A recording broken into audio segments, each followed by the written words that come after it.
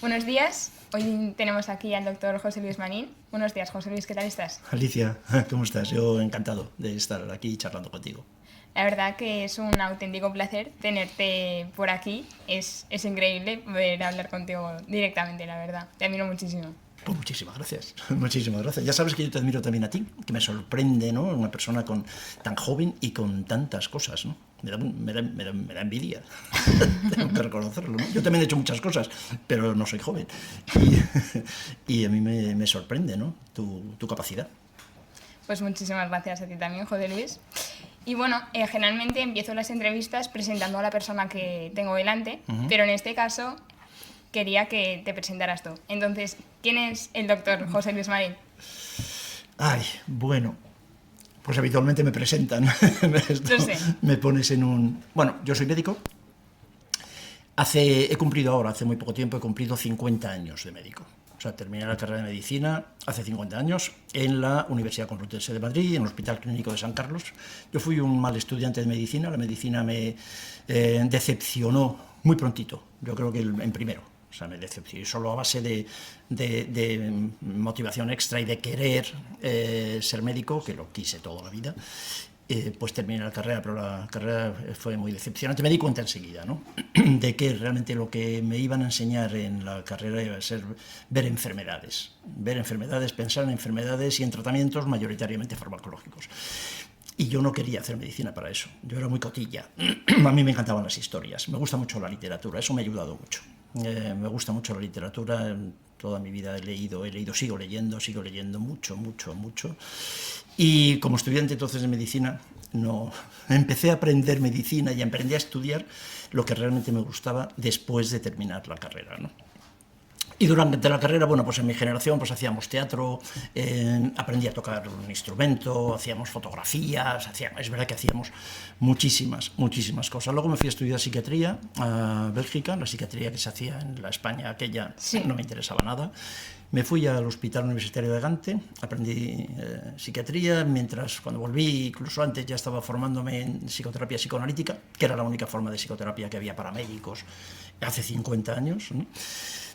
El psicoanálisis me interesó mucho a nivel conceptual, pero a nivel práctico también me decepcionó enseguida. Yo me di cuenta que para mis nervios no estábamos hechos. La cura psicoanalítica y yo no coincidíamos, ¿no? Yo era médico joven, trabajaba entonces en un hospital público. Yo quería ayudar a mucha gente y quería porque además no tenía más remedio, porque tenía muchos pacientes. Así que la cura psicoanalítica, la técnica psicoanalítica ortodoxa a mí no me servía para nada. Y investigando entonces conocí aquello que en aquella época, en los años 80 ya, se empezó a llamar psicoterapia breve. Era una psicoterapia de inspiración dinámica, pero adaptada a finales del siglo XX y ya a principios finales del siglo XX sobre todo. Entonces me metí a estudiar aquello que se llamaba psicoterapia breve y bueno, pues fue todo un proceso muy atractivo en psicoterapia. En el año 1980 exactamente, la psiquiatría tal y como yo la vivía se fractura completamente a partir de que se publica la tercera edición del DSM. Eso es un caos y yo veo que es un caos enseguida, ¿no? Que es un desastre enseguida. Ahí también me decepciona ya definitivamente la psiquiatría académica, la psiquiatría biológica, que es como empieza a llamarse. Entonces, bueno, y ahí estoy. Toda mi vida profesional intentando integrar medicina. Me ha interesado mucho siempre lo corporal. He querido ser muy médico, ¿no? Lo corporal, pero lo corporal entendiéndolo como algo que está ocurriendo dentro de un contexto social. Que lo primero es, tenemos que cambiar la mirada del itinerario, ¿no? La salud no es biopsicosocial, es al revés, es socio-psicobiológica, ¿sabes? Entonces entender que finalmente el cuerpo es mayoritariamente una manifestación de un constructo teórico que llamamos psicológico, que a su vez se crea dentro de un contexto cultural. Así que toda mi vida he estado aprendiendo, cambiando cosas, quitando unas, poniendo otras, intentando hacer un modelo integrador para pensando en los pacientes, o sea, intentando y aprendiendo de los pacientes. Medicina, la Facultad de Medicina no me enseñó de verdad, la Facultad de Medicina me enseñó a jugar al mus. Lo mejor que aprendí de la Complutense de Madrid fue aprender a jugar al mus, que yo no sabía, y aprendí a jugar al mus en la cafetería de la Complutense, me acuerdo de aquello con mucho cariño, con mis amigotes de la facultad, y disfruté mucho aprendiendo, y he disfrutado mucho en mi vida jugando al mus. Pero no me enseñó nada más de mérito, nada más. Todo lo que creo saber de valor, de mérito, lo tuve que aprender después, y ahí fueron fundamentales mis pacientes. Son los que más me han enseñado. Me parece súper importante esto de que tus pacientes hayan sido las personas que más te hayan enseñado, la verdad. Sí. Mis pacientes y mi familia. Reconocer, claro, la importancia que tiene en mi formación actual la presencia de mi mujer y de mis hijos, que son unos gansos, pero que también me han enseñado muchísimas cosas. Qué bonito, la verdad. Y bueno, hablando de ti, siempre cuando me preguntan qué opino, ¿no?, de José Luis Marín, siempre respondo lo mismo, que me llama muchísimo la atención, más allá de lo que expones, que me parece súper importante dar voz y dar pie a que la salud es en contexto. Entonces, pero hay algo que me llama como muchísimo la atención, que es tu persona. Entonces, esa ilusión que tienes por las cosas, por avanzar, por aportar, ¿cómo la has mantenido tanto a lo largo de toda tu trayectoria?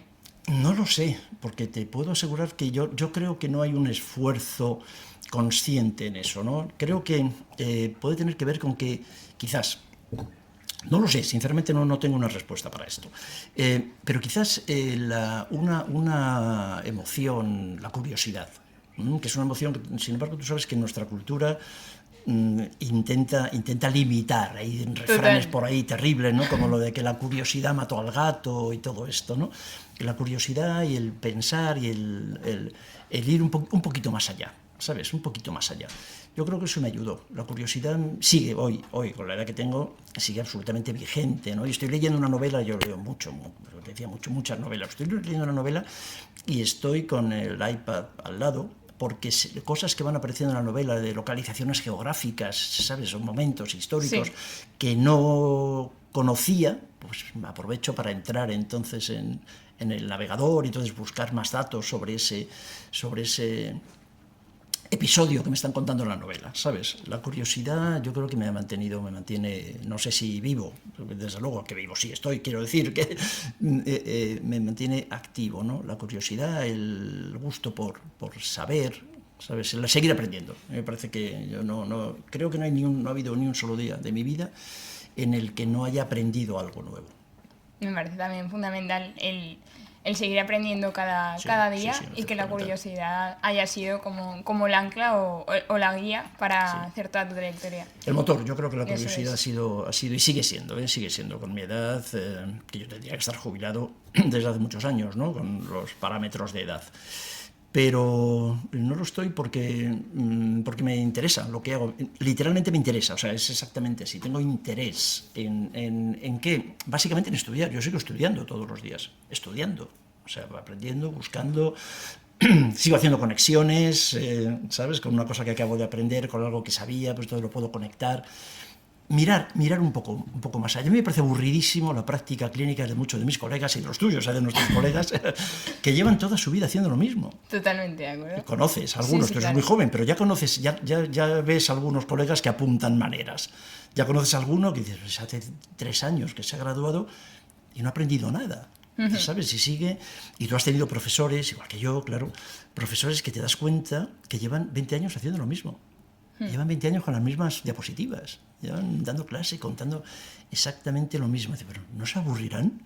Y eso me sorprende, ¿no? Porque me parece tremendamente aburrido, ¿no? Llevan 70 años haciendo lo mismo y a eso le llaman vida. No, eso no es una vida, ¿no? Totalmente de acuerdo, José Luis. Y bueno, otro de los puntos que me gustaría abordar es, y ya te lo habrán preguntado y te lo han preguntado en 200.000 entrevistas, pero ¿por qué la salud mental no existe y la salud sí?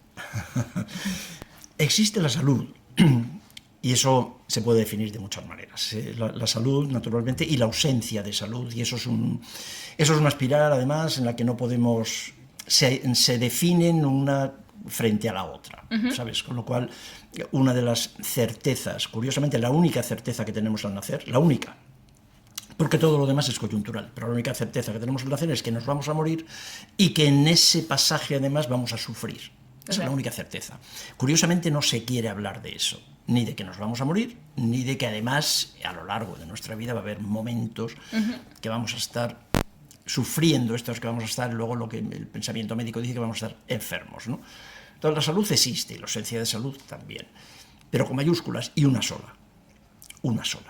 Luego, administrativamente, académicamente, con buena voluntad, intentando profundizar en los conocimientos, sobre todo en los últimos 2 siglos, pues pareció buena idea, y Descartes se ha llevado mucha queja sobre eso, ¿no? Pareció buena idea empezar a fraccionar al ser humano. Entonces, como yo no soy capaz de abordarlo todo, no me siento capaz de abordarlo todo, ¿qué voy a hacer? Voy a hacer al ser humano, le voy a hacer trocitos. Total. Y entonces le hago trocitos y ya con un trocito de eso ya sí me puedo especializar. Y ahí aparece una de las grandes tragedias del siglo XX y del siglo XXI en lo que se refiere a la atención sanitaria, que son las especializaciones. No te enfades. O sea, yo ya sé que seguramente hace falta especializarse, ¿no? Porque el conocimiento general es muy amplio. Ya. Pero las especializaciones están al servicio del sistema y están al servicio del conocimiento, no están al servicio de las personas. O sea, mis pacientes, lo que me han contado miles de veces, lo que me han contado mis pacientes es que va de especialista en especialista y que nadie da con lo suyo. ¿Te suena esa expresión? Total. Es que no han dado con lo mío, ¿no? No han dado con lo tuyo, pero sin embargo te han mirado 20 profesionales distintos. Y cuando digo 20, no creas que estoy exagerando. En una vida te han podido ver 20, probablemente más. Y no dan con lo mío, no dan con lo tuyo, porque cada uno está viendo un árbol aislado y tú eres un bosque. Totalmente. ¿Sabes? Están viendo, lo que hemos hecho ha sido fraccionar al ser humano, pero el ser humano no se puede fraccionar. Así que lo que hemos hecho es crear saludes. Entonces hay una salud mental, una salud hepática, una salud gástrica, una salud dermatológica, Eso no tiene... Yo creo que eso no tiene no tiene ningún sentido. Claro que tiene sentido, pero que nos demos cuenta que al servicio de qué está ese fraccionamiento. Eso es. Está al servicio del conocimiento, y eso lo puedo aceptar, lo entiendo bien, pero no está al servicio de la salud. ¿Sabes? No hay después de miles de pacientes no he visto ni uno solo que solo presente una manifestación del sufrimiento. O sea, todos los que se llaman trastornos mentales presentan además quejas de ese sufrimiento en el cuerpo y desde luego en las relaciones interpersonales. No hay nada que se pueda separar. Lo contextual, lo biológico y lo psicológico no se puede separar más allá de, en términos administrativos. Ya está. Y entonces, bueno, pues nos pasamos la vida. Tú en la facultad lo has escuchado 100 veces. Yo también, todos los profesores empezaban en mi carrera. No se puede separar lo psicológico de lo corporal, porque el estrés tiene mucha importancia en la dermatitis, en la enfermedad de Crohn.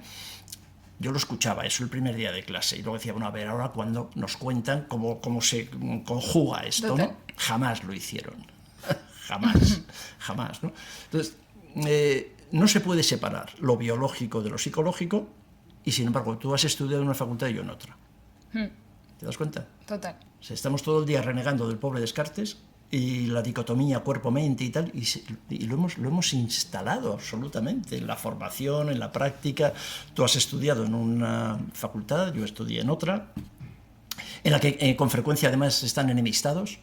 Total. Sí, dicen cosas contradictorias, Total. unos y otros, y luego pues hay psicólogos, hay médicos, y dentro de la psicología hay muchas corrientes y hay varias especialidades. Dentro de medicina, no sé las especialidades que hay, o sea, claro, una locura, ¿no? Y ahí estamos, ¿sabes? Sistematizando el fraccionamiento, que decimos, sin embargo, que no debería de haber. Entonces ahí aparece, en resumen, la salud mental. La salud mental no existe. La salud mental como tal, no hay salud mental si no hay salud social, ¿no? Si no hay salud contextual, si no hay salud biológica, ¿no? No se puede separar, ¿no? No se puede separar. Total. Además, una de las cosas que siempre digo es que independientemente del número de títulos o de formación, al final lo que valoran los pacientes o los consultantes, llámalo como quieras, es que les mires, algo que siempre marcas tú, que les mires, que estés con ellos, que les sigas. No te van a preguntar qué notas sacaste en la facultad en el año X, sino si estás presente y cuando estás con ellos estás conectando con la persona que tienes delante, básicamente. Así que me parece fundamental lo que dices. Y luego también me llama mucho la atención lo que has estado hablando de la salud del cuerpo, la mente, todo junto. Y tu enfoque y tu atención en los aspectos psicosomáticos y todo el trabajazo que has hecho al respecto. Entonces, ¿qué te llamó a ti la atención respecto a ello? ¿Qué te hizo formarte o especializarte tanto en esto? Pues yo creo que lo que te contaba antes, ¿no? el que siempre me interesara la literatura. Para mí la literatura ha sido absolutamente fundamental. Siempre me han interesado las historias. Y cuando yo entré en la Facultad de Medicina, en 1967 nada menos, fíjate, o sea, no ya el siglo pasado, o sea, es de hecho casi otra era geológica, ¿no? Me di cuenta enseguida de que las historias no contaban. A nadie le importaban las historias. ¿Sabes? Y me parecía, sin embargo, que era lo más interesante, porque para ver un hígado, pues vas a una casquería. Es decir, pero a mí lo que me interesaba de ese hígado es que ese hígado estaba en una persona que tenía una historia. Los hígados son todos iguales y las cirrosis hepáticas son todas iguales, ¿sabes? Y todas las enfermedades biológicas son todas iguales, ¿no? A mí lo que me interesaba era la historia, la narración, la narrativa, la historia, ¿no? Y yo creo que eso a mí me ha ayudado mucho, y siempre les insisto a mis alumnos, ¿no? Y tú sabes, recomiendo permanentemente, ¿no? El cine me ha gustado mucho también, eso está en la misma línea, ¿no? El cine, la literatura, ¿no? Las historias, ¿no? Y me di cuenta que en la Facultad de Medicina eso no se hacía, así que, bueno, mientras me enseñaban en el Hospital Clínico de Madrid a ver a un paciente, a tocarle el hígado, a auscultar, sin mirarle a la cara, los profesores, sin mirarle a los ojos, sin hablar prácticamente con él, fumando. En aquella época, cuando yo estudié medicina en el Hospital Clínico, yo no he fumado jamás. Y siempre me ha molestado mucho el humo del tabaco. Se fumaba en las salas de los pacientes. El paciente fumaba, los familiares fumaban y los médicos fumaban en el Hospital Clínico, ¿no? Sí. Para mí aquello fue un sufrimiento, porque además era esto, ¿sabes?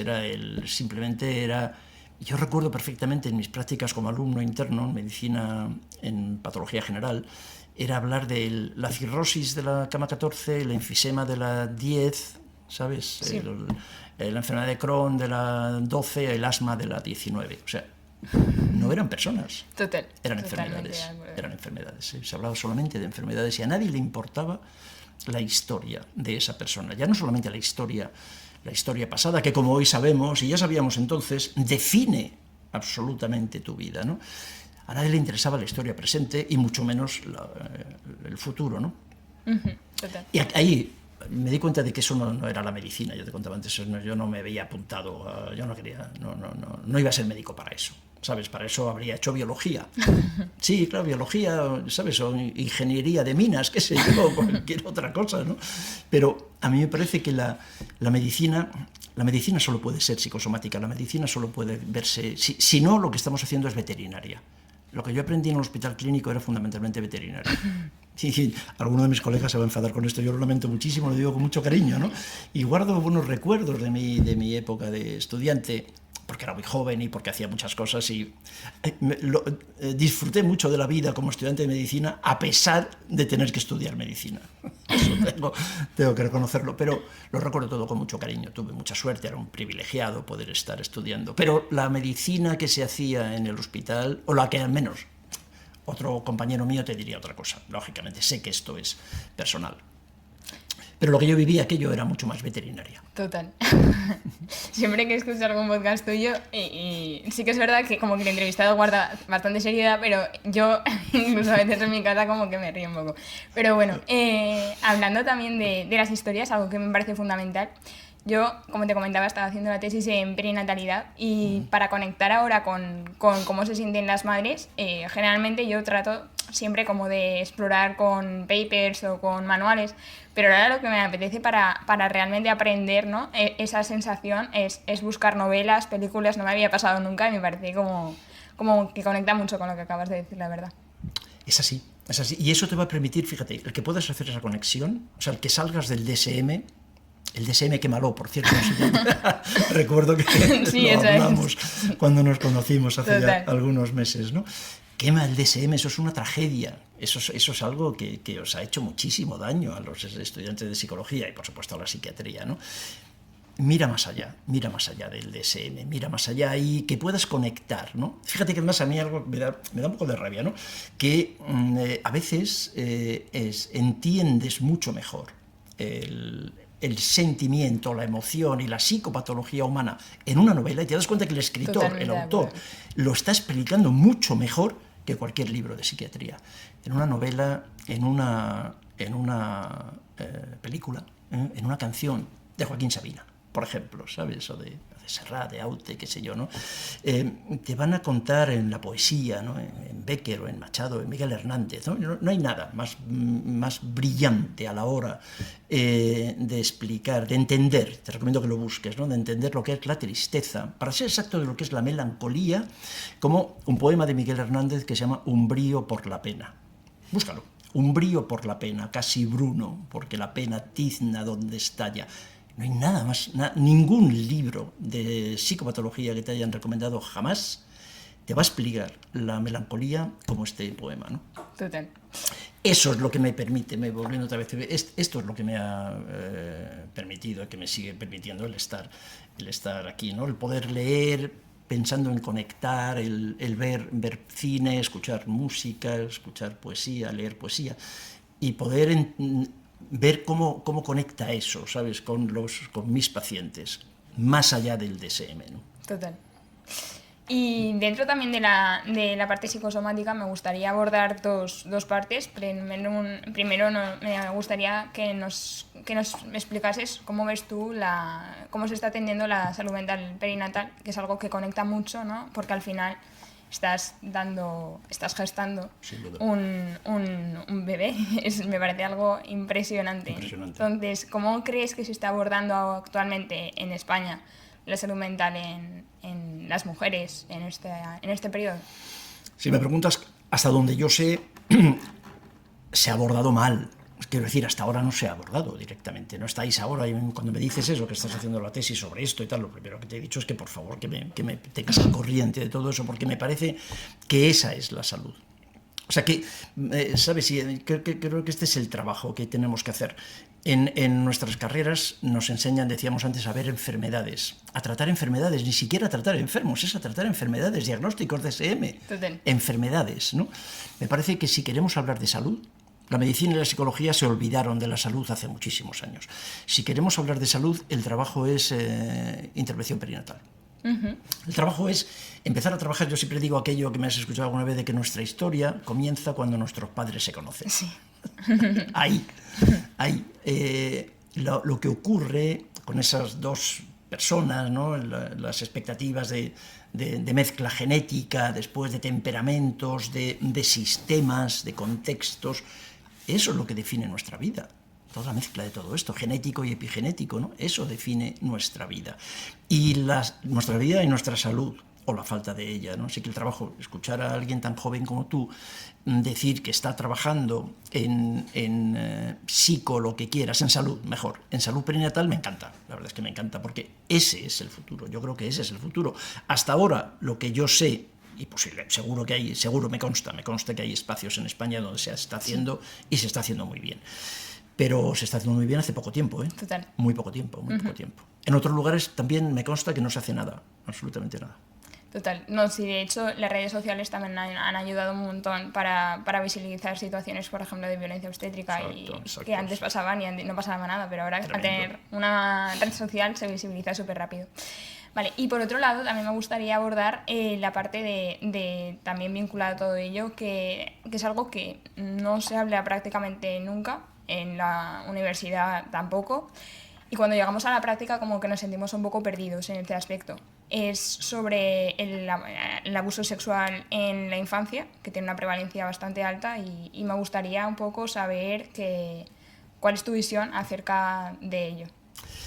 Pues eso lo hemos comentado, ¿verdad, Alicia? Alguna vez. Eso también me parece sobrecogedor. El panorama me parece sobrecogedor. O sea, que la Facultad de Psicología, que la Facultad de Medicina, ni se mencione. Totalmente. Ni se mencione siquiera la asociación estadísticamente abrumadora que hay entre los antecedentes de abuso en general en la infancia, y desde luego de abuso sexual en particular, y su relación con patologías de cualquier tipo, de la que quieras, da igual, como la salud es solamente una, eso se va a manifestar en todas las áreas, ¿no? A mí eso me impresiona. De hecho, yo aprendí medicina, claro, psiquiatría, y nadie me lo comentó. Nadie me lo comentó. ¿Y por qué empezamos en nuestra casa, ¿no? ¿Por qué empezamos a investigar en ello? Pues también una vez más por cotillas, porque nosotros preguntábamos a nuestros pacientes por su historia. Y cuando empiezas a preguntar por su historia, empiezas a preguntarles mirándoles a la cara, no tecleando en un ordenador o no escribiendo compulsivamente, sino hablando, mirándole a la cara a la persona, ¿no? Y empezabas a preguntar por su historia, te lo contaban. Oye, esto no es una casualidad, oye, esto y otra vez, y hoy, y uno más, y uno más, y uno más. Claro, a mí me parece sobrecogedor cuando además tienes los datos estadísticos que sí que de vez en cuando aparecen en los medios de comunicación, no en la facultad, ni en la tuya ni en la mía, pero en los medios de comunicación sí, te dicen la prevalencia del abuso sexual en la infancia en España es entre el 20 y el 20 y tantos por ciento. Sí, es altísima. El Ministerio de Sanidad, esto hay documentos del Ministerio de Sanidad español que te dice en mujeres 1 de cada 4. La campaña que se lanzó hace algunos años con carteles que yo tengo, documentos que yo tengo, claro, del Ministerio de Sanidad es 1 de cada 4. Sí, ¿vale? sí. Así, eso es así. Y es el 20 y tantos por ciento, vamos a suponer que es el 20, en población general. Población general. Pero eso es la población general. O sea, cuando luego estamos hablando de población clínica, ya como mínimo tendría que haber el 22% de nuestros consultantes, ¿no? Yo utilizo la palabra paciente, los médicos tenemos ese sesgo, como ¿no? quieras. Como mínimo tendría que ser el 20 y tantos por ciento, porque es la población general. ¿Qué ocurre? En población clínica, naturalmente, no es ese porcentaje. Dependiendo del tipo de diagnóstico, de motivo de consulta, de problema que nos traiga el paciente, la proporción puede ser el 70, el 80, el 90, o sea, sobrecogedor. Y no se pregunta. Eso es que no se pregunte. De hecho, yo estoy empezando, o sea, soy una mera principiante, pero sí que es verdad que he visto como dos situaciones. Por un lado, psicólogos que me han dicho que han tenido 1 o 2 casos, y otros casos en los que me han llegado pacientes que han estado con psicólogos previamente, y les he preguntado por esto, o sea, ¿alguna vez habían sufrido algún tipo de abuso de ese tipo en su infancia? Y me han dicho que sí, y que era la primera persona a la que se lo contaba después de haber pasado por varios, o sea, por 5 psicólogos o así. Como que creo que, como has dicho tú, es algo que no se pregunta, y que es que nos sorprenderíamos muchísimo de la alta prevalencia que hay. Sí, y eso muchos de mis alumnos me lo siguen diciendo, ¿no? O sea, llevo 20 años de práctica clínica, psicológica, médica, y cuando te escuchaba la primera vez me parecía que eso era una exageración y que eso no era así, que no tenía tanta importancia. Básicamente. Y ahora, después de escucharte, estoy empezando a preguntarlo y estoy impresionado. Eso es una locura. Impresionado, porque es una locura, ¿no? Y cómo además el paciente, algo que también nosotros decimos, que el paciente lo sabe. El paciente lo sabe. Nosotros no, los médicos no. Todo el mundo lo sabe menos los médicos. Y muchos psicólogos, ¿no? Todo el mundo lo sabe, el paciente lo sabe. El paciente sabe que eso que le pasa ahora, que puede ser... Me da igual el diagnóstico, ya sabes lo que me impresiona en los diagnósticos, pero da igual. El paciente sabe que eso que me está contando, que es el motivo de consulta, el motivo de consulta nunca es el problema. El paciente sabe que el motivo de consulta tiene que ver con esto, tiene que ver con estas experiencias traumáticas infantiles. Lo sabe perfectamente y solo está esperando a que alguien lo pregunte. ¿Por qué no preguntamos? Primero porque no estamos preparados para ello, no estamos formados. Es verdad que cuando acabamos formándonos, claro que preguntamos, naturalmente, pero ¿por qué no nos forman también? ¿Por qué no se pregunta de inicio? ¿Por qué nos da pánico preguntar? Porque el problema de preguntar es que a veces te contestan. Totalmente. Entonces, si preguntas, el paciente que sabe que su motivo de consulta tiene que ver con aquello, te lo cuenta, porque está esperando, por fin alguien me lo pregunta, llevo 20 años, eso mira, lo he escuchado tantas veces, 20 años, 30 años, una enfermedad crónica, lo que sea, ¿no? He pasado por 40 profesionales y es la primera vez que me lo preguntan, ¿no? Y yo sé que eso tiene que ver, yo lo sé, que esto que me está pasando tiene relacionado, porque sé cómo ha sido mi vida después de aquello. Claro, con lo cual yo lo sé, ¿no? No me lo pregunta nadie. ¿Por qué? Porque no sabemos qué hacer, no sabemos qué decir, no nos han enseñado a responder. Entonces, como no tenemos respuesta, si no tienes respuesta no quieres oír, a su vez, no quieres hacer la pregunta. Eso es. No sé, es uno de los temas pues, que a mí me llama muchísimo la atención. Así como otro, que es, por ejemplo, que el tema del suicidio, que lo estuvisteis hablando en un podcast que me encantó. Hace poco tiempo. Sí, es otro de los temas que tampoco se habla y vienen a consulta y te dicen, pues he intentado tal, o tengo pensamiento, ideación suicida además, y dices, ¿y ahora qué? ¿Y ahora qué? ¿Sabes? A mí me alegra mucho otra vez, Alicia Sin, ya sabes que siempre que me das la oportunidad me encanta hablar contigo, ¿no? Porque me encanta ver que hay gente joven, ¿sabes? Lo mío no tiene méritos toda la vida estudiando, pero me encanta ver que hay gente joven que está preocupada por esto, ¿no? Y hay vida después de la universidad, o sea, esta es la historia, ¿sabes? Casi todo lo que te han enseñado en la universidad, casi todo, sirve para poco. A ti te parece ahora y te das cuenta enseguida. Yo tardé más, me da mucha envidia. Me das envidia, porque yo tardé más en darme cuenta, ¿sabes? Tardé más tiempo, ¿no? En aquella época es que nadie hablaba de esto, no había redes sociales, no. Es verdad, solamente teníamos libros y o sea, no se hablaba de esto, ¿no? Era todo muy lento. Así que yo estoy encantado de que lo plantees así, de que esto es así, que hay que hacerlo, que tenéis, los jóvenes, ¿no? Que tenéis que pedir, que tenéis que exigir, que se hagan...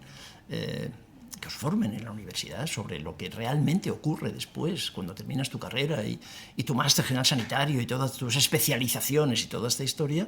¿Y ahora qué hago con la vida real como terapeuta, ¿no? Porque esto es lo que me vienen contando mis consultantes, ¿no? Mis pacientes. Y no sé qué hacer. Total. Bueno, en mi caso yo siempre recurro a personas como tú que ya tengan experiencia, así que para ubicarme un poco, para saber qué es lo que a vosotros os ha ayudado ahora que ya lo habéis como conseguido, ¿no? A hacer una pedazo de trayectoria impresionante, saber qué os ha servido a vosotros para llegar hasta ahí. La verdad que a mí me ayuda un montón. Vencer el miedo.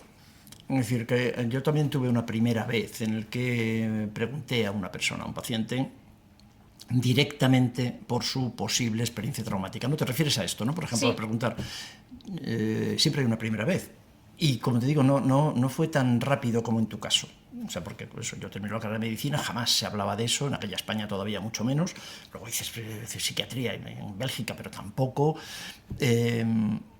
psicoanálisis siquiera tampoco se preguntaba, o sea, no, curiosamente no se preguntaba en ninguna parte, así que a mí me costó trabajo.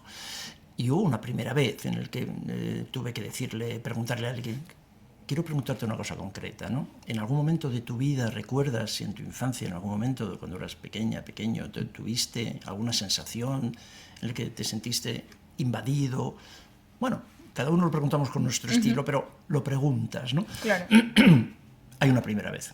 Y tienes que hacerlo. Porque luego resulta también que, como siempre ocurre con el miedo, la respuesta real es mucho menos amenazante. O sea, la amenaza la tenemos nosotros incorporada, la tenemos en nuestra cabeza. Luego resulta cuando lo preguntas, es mucho más natural. ¿Sabes? Muchísimo más natural. El miedo no lo tienen. He escuchado 1000 veces también a colegas que dicen, no, yo no pregunto por el trauma, no pregunto por el abuso, por cuidar a mi paciente, porque claro, es muy duro y hasta que no tengamos el vínculo bien hecho y cuando el paciente quiera, ¿no? ¿Te suena eso? Cuando el paciente esté maduro, cuando él quiera, cuando él pueda, no. ¿Sabes? Esto es como...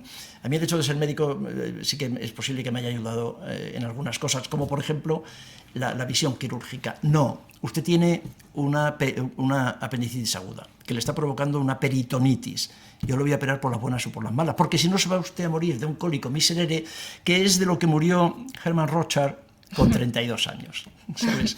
Entonces le vamos a operar por las malas y le voy a anestesiar, le voy a abrir la tripa y le voy a operar, ¿sabes? No es cuando usted quiera. No es. Cuando, no, es que ahora me va a doler, entonces ya le diré yo cuando me opera usted de la peritonitis. No. le vamos a operar ahora. La visión de las experiencias traumáticas, a mí me ayudó el tener esta visión también quirúrgica.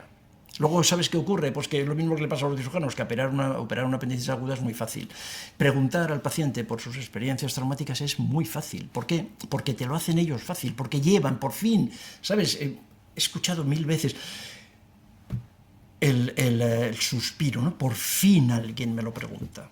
Los 40 profesionales antes, nadie me lo ha preguntado. Así que, ¿qué es lo que hace el paciente? Te lo cuenta. El paciente se emociona, llora, te lo cuenta. ¿Qué haces tú? Te aguantas. Sostienes, sostener. ¿Qué tienes que hacer? Tampoco es tan complicado. Tampoco es tan complicado. Lo primero que tienes que hacer es sostener la mirada. No le preguntes mientras estás escribiendo, que tampoco sé muy bien para qué se escribe tanto, sinceramente. No tienes memoria como para tomar unas notas después, ¿no? Y no estés de ninguna manera tecleando en un ordenador, mirando para el ordenador. ¿Tuvo usted un abuso sexual en la infancia?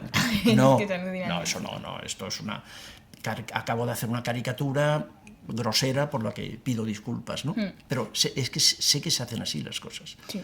Si estás tecleando y estás mirando a una pantalla mientras hablas, no puedes pretender que la persona confíe en ti como para contarte algo tan doloroso. Entonces mírale a la cara, si no está complicado. Mírale. ¿Sabes por qué? Porque es paciente tuyo, porque no lo han mirado nunca. A las personas a las que las han mirado cuando eran chiquitinas, en general no están en nuestra consulta. No. Cuando han sido bien vistos, bien mirados, han recibido una respuesta contingente a sus necesidades afectivas, cuando todo eso ha estado bien, en general, esta persona va a sufrir a lo largo de su vida, seguro, pero probablemente no va a necesitar ayuda psiquiátrica. ¿Sabes? Claro. Así que, ¿quiénes son nuestros pacientes? Y eso también me han ayudado ellos. ¿Quiénes son? Pues entre otras cosas, personas que han tenido estas experiencias y que además no lo han podido compartir. Esto es, que no han sido vistos, que no han sido mirados, ¿no? ¿Y qué está haciendo el sistema sanitario? Exactamente lo mismo. Volver otra vez a no mirarles. Rellenar fichas, rellenar datos. ¿Por qué hay que hacerlo? Porque yo sé que el sistema te obliga a los médicos a tener una... Claro que sí, claro. Lo entiendo casi todo. Pero así no, la persona no va a compartir contigo. Mírale a la cara y escucha la mirada y la escucha, que es además de lo que todos ellos carecen. Por eso es tan terapéutico, no hay nada más terapéutico que la mirada a nuestro paciente, y tampoco nos enseñan a hacer eso en la facultad.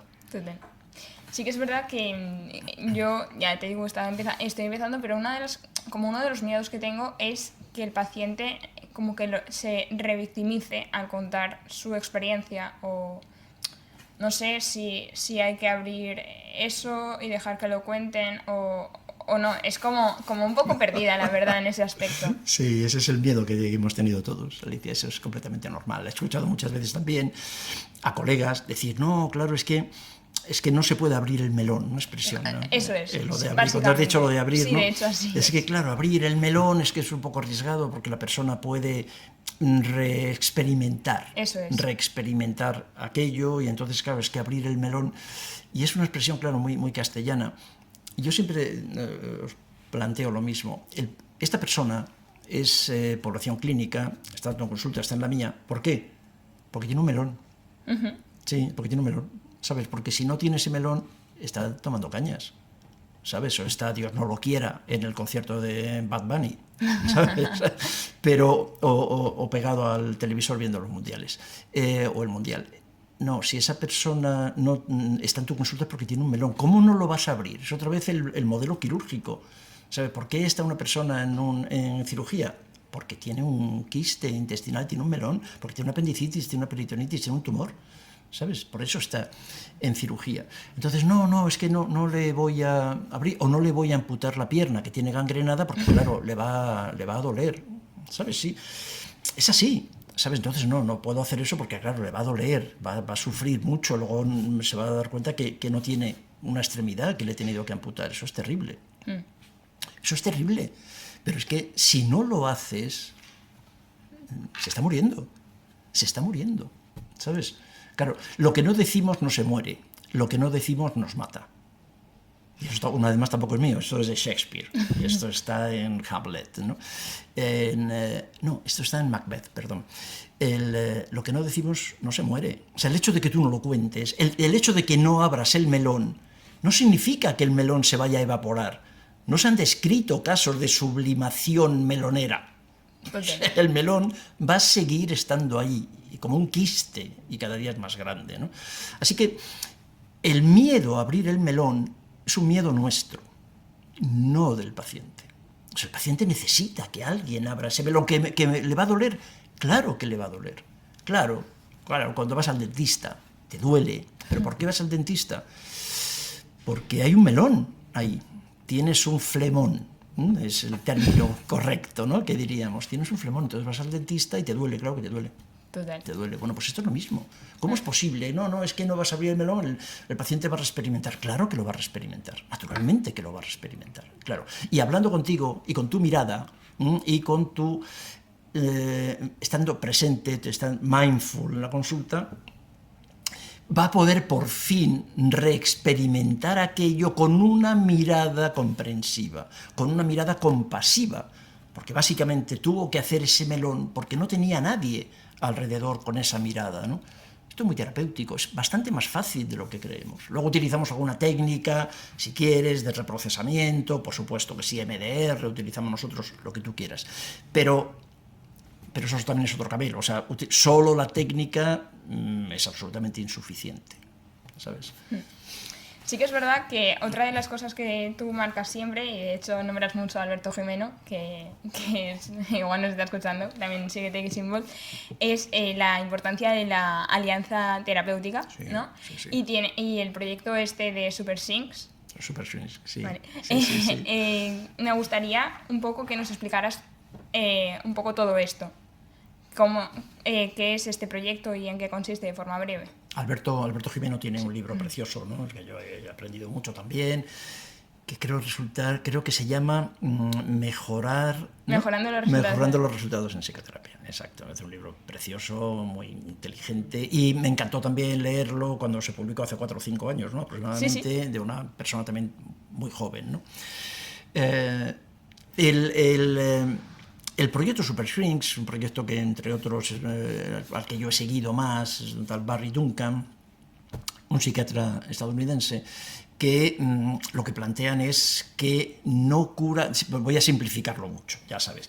Pero lo que plantea Barry Duncan, y yo me apropio más o menos de la idea, es que no cura la psicoterapia, curan los psicoterapeutas.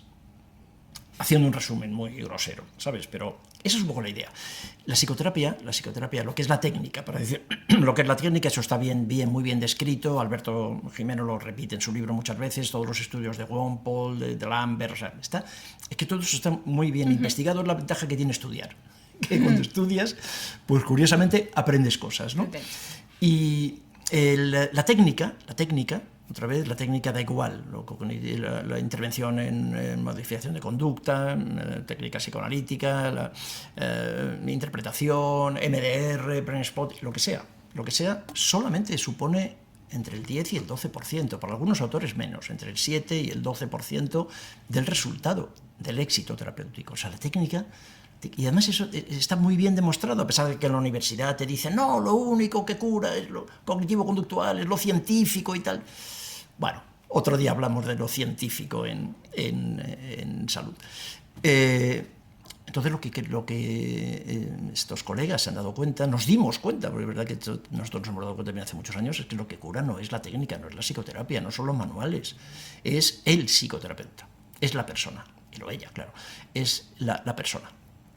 La persona psicoterapeuta que es capaz de crear esa alianza, que es capaz de crear lo que Bowlby definió como una base segura. Esa base segura que permite al paciente, igual que una figura materna, una figura principal de apego, ¿no? Que permite al paciente explorar el mundo, un mundo nuevo, sin miedo.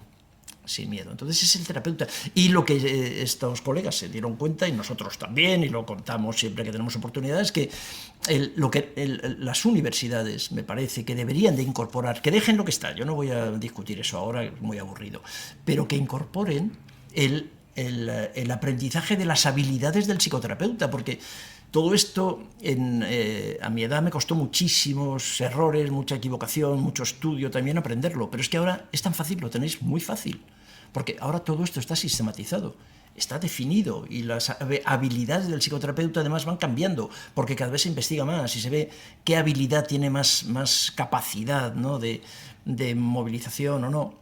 Entonces, aprender no tanto técnica, 500 técnicas descritas, como aprender habilidades del terapeuta como persona, ¿no? Como algo es la capacidad de mirar, por decir una cosa sencilla, ¿no? O el autocuidado del terapeuta. Que el terapeuta duerma, que tiene que dormir, mejor. Que no puede ir a pasar consulta 8 horas sin haber dormido, o sin haber desayunado mal, lleno de azúcar, ¿sabes? O estresado porque llega tarde. No, que lo que cura es un terapeuta, tranquilo, capaz de mirar, capaz de contener, con buen humor, ¿sabes? También, que se puede reír, uno puede reírse en una sesión terapéutica, ¿no? Total. Además es que es súper importante lo que decías de estar mindful en sesión. Exacto. Y sí que es verdad que bueno, esto igual es mi perspectiva, pero como que puedes como tener mucha estima, ¿no? O estar muy cómodo con el psicólogo o la psicóloga que te atiende, que la alianza esté. Pero por lo menos lo que me he fijado, sí que es verdad que a pesar de ello, si el contexto tiene determinadas cosas o si la persona no cambia fuera o no incorpora algún cambio a su vida fuera del contexto de la sesión, porque al final tenemos 1 hora, seguro, como que eso se mantiene. Exacto. Entonces, como, no sé, me da la impresión, al menos a mí, que creo que la alianza es súper importante, pero que el cambio ocurre fuera, ¿no? Que la alianza es una condición necesaria, pero no es suficiente. Eso es básicamente. Completamente de acuerdo. Sí, y además me alegra muchísimo que porque es un matiz que me parece importantísimo. Fíjate, lo que tú señalas, la alianza es necesaria, absolutamente necesaria. Si no tenemos una alianza terapéutica, sinceramente no hay psicoterapia. Se le puede llamar lo que quieras, pero no es psicoterapia, y además el consultante acaba dejándolo con buen criterio. La alianza es imprescindible, es necesaria, sí, pero no es suficiente. Luego es verdad que, y esas son algunas de las habilidades de los super shrinks, que se dan cuenta. La habilidad primera es que son capaces de establecer una alianza terapéutica con un amplio rango de población. Pero que luego son capaces de movilizar. Porque algo que también tú has visto en tu juventud, pero ya tú eres muy lista y te das cuenta enseguida, ¿no?, de las cosas, es que puede haber una muy buena alianza, pero no hay cambio. Eso es. Están dando vueltas, lo que yo llamo dar vueltas a la M40. Totalmente. Exacto. Entonces se llevan muy bien, sesión, se llevan muy bien, el terapeuta, la terapeuta, el profesional es contenedor, está bien, son amigos. Ha habido una confusión ahí. Han creado realmente, no es una alianza terapéutica. Por eso lo de terapéutico hay que colocarlo siempre después de alianza. Han hecho un vínculo, pero el vínculo no es terapéutico. Se llevan bien, son amigos. No puedes ser amigo de tu paciente como no puedes ser amigo de tu hijo, ¿no? Hace falta algo más. Y dentro de esta alianza, una característica es que, de la alianza terapéutica es que el terapeuta sea capaz de movilizar al paciente incluso a su pesar, que abra el melón. O sea que en ocasiones el consultante, el paciente, tiene que llorar, lo que tiene que reexperimentar, decíamos antes, que tiene que pasarlo mal, que tiene que intentar cambios, aunque sean dolorosos, ¿no? Pero sabiendo que luego el martes siguiente va a venir a tu consulta y tú vas a estar ahí y no le vas a juzgar, vas a recibir los despojos de lo que le ha pasado después de un enfrentamiento con alguien de su contexto y le vas a reforzarle y vas a proponerle que lo vuelva otra vez a intentar porque tú le sigues queriendo a pesar del aparente fracaso. El terapeuta tiene que ser la psicoterapia duele. La psicoterapia tiene un componente quirúrgico. La psicoterapia no es dar vueltas a la M40 y me cuentas lo mal que te ha ido con tu cuñada y yo te digo, hay que ver, es que cómo es tu cuñada. No, la psicoterapia duele. Y si una psicoterapia no duele, a lo mejor no es psicoterapia. ¿Sabes? Entonces hay que movilizar. Eso lo aprendí, que es una de las cosas que más disfruté en los años finales de los 70, 80. Eso es lo que hacemos en psicoterapia breve. Total. La movilización. Movilizar al paciente. Súper importante. Y ya finalizando, me gustaría centrarnos en cómo ves, ¿no?, el ritmo de vida actual, el no poder parar, cómo lo ves tú desde tu trayectoria, que imagino que que habrá evolucionado la sociedad contigo. ¿Cómo lo ves ahora? ¿Cómo nos ves? Pues yo creo que el liberalismo, el modelo económico, socioeconómico en el que vivimos todos y que vivimos de una forma voluntaria y aparentemente entusiasmados, y en todo caso es el modelo que votamos en las democracias occidentales, está muy bien definido por Frank Kettering. Te cuento, esto es de los años 50. Yo a Frank Kettering no le conocí, pero sí he conocido su obra. Frank Kettering fue CEO, lo que hoy llamamos CEO, de General Motors.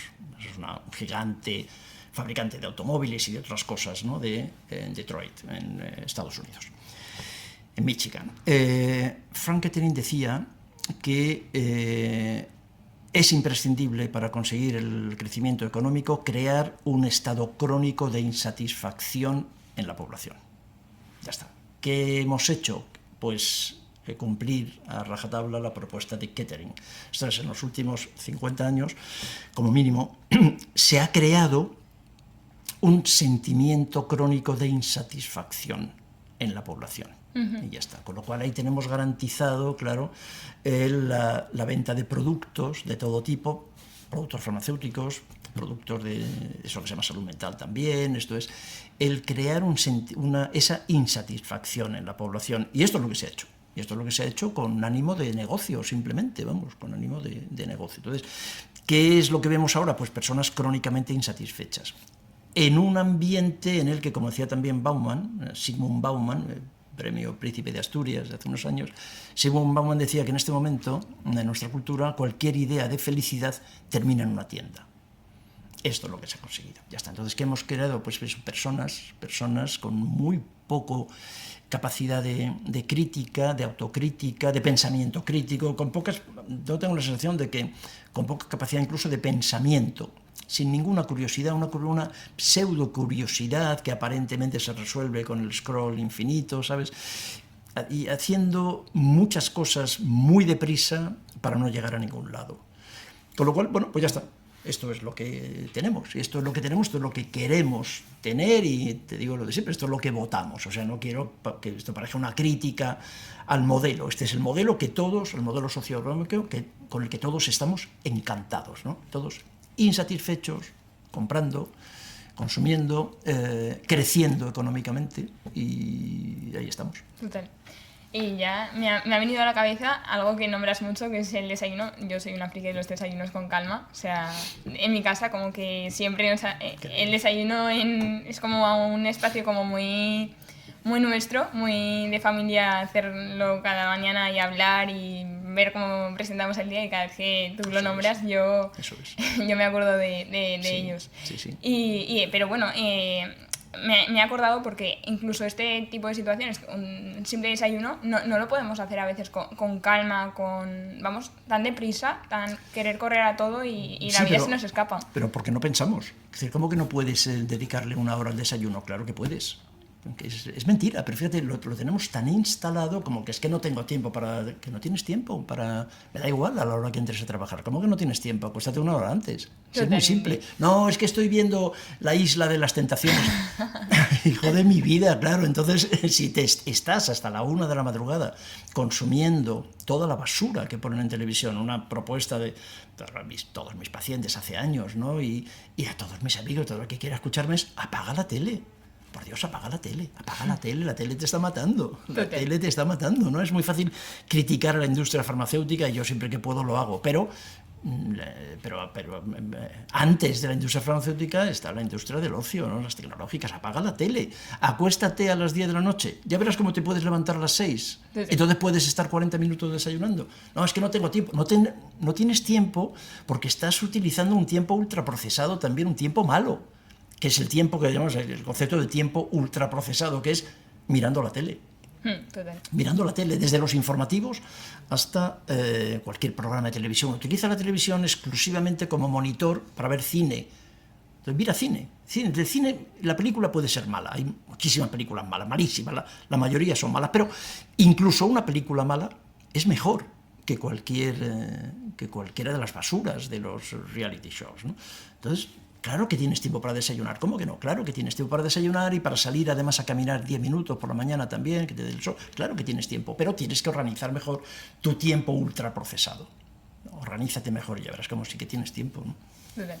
Es que los hábitos de vida, tú siempre los nombras y es que son imprescindibles, la verdad. Imprescindibles, exactamente. Estamos también otra vez aquí en este sistema, pues que la psicoterapia y los psicofármacos lo van a resolver todo. No es verdad.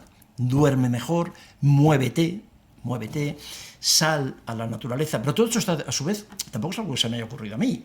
Esto está publicado. O sea, está publicado en estas publicaciones científicas, que para algunos colegas lo científico es muy importante, pero ¿qué sesgo hay en la utilización de lo científico? Solo miran lo científico de un lado, pero todo este conocimiento científico es un conocimiento ignorado, ¿no? Está muy bien probado el efecto, cuando se compara además con antidepresivos o con cualquier otra intervención, el efecto de la naturaleza, de poder caminar 10 minutos diarios por la mañana, de hacer cosas que tampoco son tan, ¿sabes? Tampoco es tan radical, ¿no? Cosas que podríamos hacer, pero no lo hacemos, ¿no? Seguramente porque tampoco nadie nos lo propone con interés genuino. O sea, nos dicen, mientras están rellenando una receta o mirando la pantalla, nos dicen, tienes que moverte más, tienes que dejar de comer azúcar, tienes que... No, dicho así no. ¿Sabes? Tenemos que aprender también a cómo lo decimos, ¿no? Total. Lo de la naturaleza también es súper importante. De hecho, soy scout y... lo sabes. Así que lo nombro por si hay alguien scout que nos está escuchando, que les mando un cariñoso saludo. Sí, cada día hay más información sobre lo importante que es estar en la naturaleza, ¿no? Y que como lo que nos está matando, otra de las muchas cosas que nos está matando lentamente es la desconexión con la naturaleza. Total. Y ya para finalizar, quiero hacer 2 preguntas, 3 súper breves, nada, son súper cortas, que siempre hago en todas las entrevistas, ¿vale? De hecho ya te las hice, pero te las vuelvo a hacer. La primera de ellas es, ¿qué recomendación le darías a un estudiante de psicología o un psicólogo novel que nos está escuchando? Olvídate de lo que has aprendido en la facultad. La universidad es una guardería fantástica para adultos y lo que has hecho en la facultad si está mejor entre los 18 y los 23 años, está bien en la universidad. Olvídate de eso, quema el DSM-5, eso me parece, conceptualmente me parece fundamental, mira un poco más allá, escucha a las personas, ¿de acuerdo? Y no dejes de estudiar ni un solo día. Me ha parecido súper importante esto de no dejar de estudiar ningún día. Ni un solo día. Sí que es verdad que yo voy un poco encaminada a la universidad, espero mejorar un poco ese ámbito. Pero estudiar, perdón un momento, estudiar no significa que leas libros publicados por autores académicos. Estudiar me refiero a que veas que veas cine o que leas también literatura. O sea, que leas y que mires cosas pensando también en tu práctica clínica. El aprendizaje no... De hecho, lo que se escribe en los libros en general tiene poco valor. Total.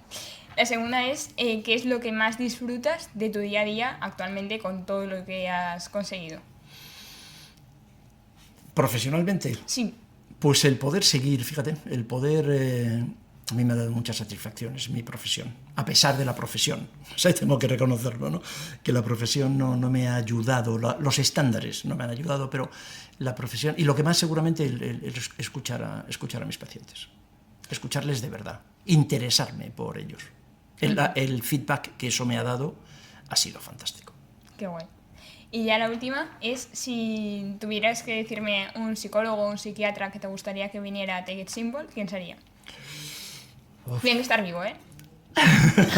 Sí, pues yo te recomendaría hablar con Begoña Aznárez, sin duda, de una de las psicólogas con las que yo he aprendido más. He aprendido muchísimo de ella, ¿no? Mucho. Fíjate que me pones en un verdadero apuro, ¿no? Es así. Y lamento muchísimo, ¿no? Estar... Alberto Jimeno, probablemente, ¿no? Claro.